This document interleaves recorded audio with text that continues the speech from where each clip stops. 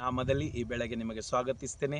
ಇವತ್ತಿನ ಬೆಳಗಿನ ವಾಕ್ಯ ಜ್ಞಾನೋಕ್ತಿ 30ನೇ ಅಧ್ಯಾಯ 5ನೇ ವಾಕ್ಯದಲ್ಲಿ ಹೀಗೆ ಬರೆಯಲ್ಪಟ್ಟಿದೆ, ದೇವರ ಪ್ರತಿಯೊಂದು ಮಾತುಗಳು ಶುದ್ಧವಾಗಿದೆ ಮತ್ತು ಆತನ ಶರಣಗಾತನಿಗೆ ಆತನ ಗುರಾಣಿಯಾಗಿದ್ದಾನಂತ ಅಲ್ಲಿ ಬರೆಯಲ್ಪಟ್ಟಿದೆ.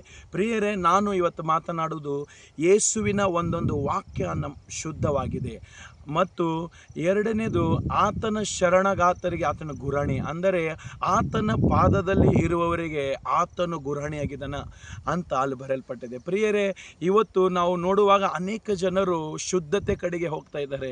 ಆದರೆ ಬೈಬಲ್ ಹೇಳುತ್ತದೆ, ಬೈಬಲಿನ ಒಂದೊಂದು ವಾಕ್ಯ ನಮ್ಮ ಜೀವಿತ ಶುದ್ಧ ಮಾಡುತ್ತದೆ, ನಮ್ಮ ಪ್ರಾಣ ಶುದ್ಧ ಮಾಡುತ್ತದೆ, ನಮ್ಮ ಆತ್ಮ ಶುದ್ಧ ಮಾಡುತ್ತದೆ, ನಮ್ಮ ದೇಹ ಶುದ್ಧ ಮಾಡುತ್ತದೆ, ನಮ್ಮ ಕಣ್ಣುಗಳು ಶುದ್ಧ ಮಾಡುತ್ತದೆ. ನಮ್ಮ ಎಲ್ಲವನ್ನು ಶುದ್ಧ ಮಾಡಬೇಕಂದರೆ ಯೇಸುವಿನ ವಾಕ್ಯ ಪ್ರಾಮುಖ್ಯ. ಬೈಬಲ್ನಲ್ಲಿ ಒಂದೊಂದು ವಾಕ್ಯ ನಮ್ಮ ಜೀವಿತ ಶುದ್ಧ ಮಾಡುತ್ತದೆ, ನಮ್ಮ ಮನೆಯನ್ನು ಶುದ್ಧ ಮಾಡುತ್ತದೆ, ನಮ್ಮ ಕುಟುಂಬದಲ್ಲಿ ಪ್ರತಿಯೊಬ್ಬ ವ್ಯಕ್ತಿಗೆ ಶುದ್ಧ ಮಾಡುತ್ತದೆ, ನಮ್ಮ ಸೇವೆಯನ್ನು ಶುದ್ಧ ಮಾಡುತ್ತದೆ, ನಮ್ಮ ಕೆಲಸ ಕಾರ್ಯಗಳನ್ನು ಶುದ್ಧ ಮಾಡುತ್ತದೆ. ಅದಕ್ಕೆ ಅಲ್ಲಿ ಬರೆಯಲ್ಪಟ್ಟಿದೆ, ದೇವರ ವಾಕ್ಯ ಶುದ್ಧವಾಗಿದೆ.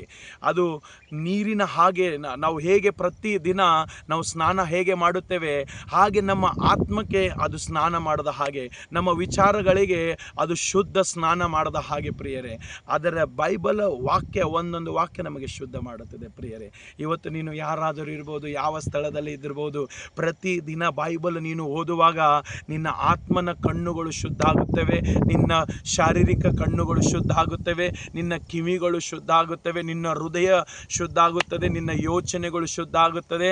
ಅದಕ್ಕೆ ಬೈಬಲ್ ಪ್ರಾಮುಖ್ಯ. ಪ್ರಿಯರೇ, ಬೈಬಲ್ನಲ್ಲಿ ಒಂದೊಂದು ವಾಕ್ಯ ಪ್ರಾಮುಖ್ಯ.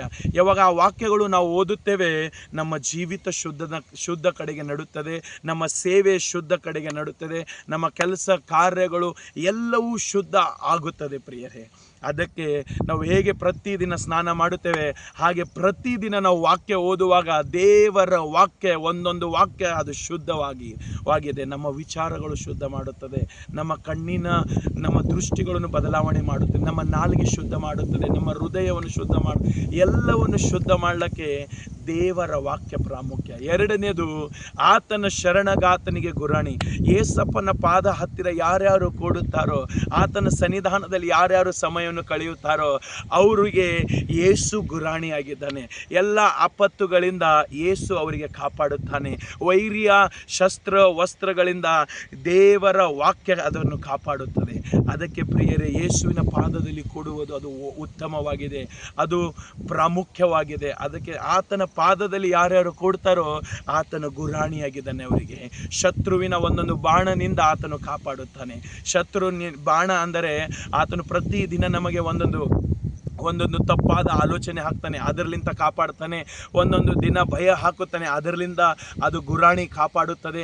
ಯೇಸು ಎಂಬ ಗುರಾಣಿ ಅದು ಕಾಪಾಡುತ್ತದೆ. ಪ್ರಿಯರೇ, ಅದಕ್ಕೆ ನಿನ್ನ ಜೀವಿತ ಹೇಗಿದ್ದಿರ್ಬೋದು ಗೊತ್ತಿಲ್ಲ, ಆದರೆ ಯೇಸುವಿನ ವಾಕ್ಯ ಪ್ರತಿದಿನ ನೀನು ಓದುವಾಗ ಆ ವಾಕ್ಯ ನಿನ್ನ ಜೀವಿತ ಬದಲಾವಣೆ ಮಾಡುತ್ತದೆ, ನಿನ್ನ ಇದ್ದದ್ದ ಪರಿಸ್ಥಿತಿ ಬದಲಾವಣೆ ಮಾಡುತ್ತದೆ. ಆ ವಾಕ್ಯ ಎಲ್ಲವನ್ನು ಬದಲಾವಣೆ ಮಾಡಲಿಕ್ಕೆ ಶಕ್ತಿ ಉಂಟು. ಆ ವಾಕ್ಯವನ್ನು ಶುದ್ಧ, ನಿನ್ನ ಹೃದಯವನ್ನು ಶುದ್ಧ ಮಾಡುತ್ತದೆ. ಮತ್ತು ಈ ಲೋಕದಲ್ಲಿ ಯಾವುದನ್ನು ಶುದ್ಧ ಮಾಡೋದು ಇಲ್ಲ, ವಾಕ್ಯವನ್ನೇ ಶುದ್ಧ ಮಾಡುತ್ತದೆ. ಯೇಸುವಿನ ವಾಕ್ಯ ನಿನ್ನ ಜೀವಿತ ಬದಲಾವಣೆ ಮಾಡುತ್ತದೆ. ವಾಕ್ಯ ಸ್ನಾನ ಮಾಡಿದ ಹಾಗೆ, ನಿನ್ನ ಆತ್ಮಕ್ಕೆ ಸ್ನಾನ ಮಾಡಿದ ಹಾಗೆ.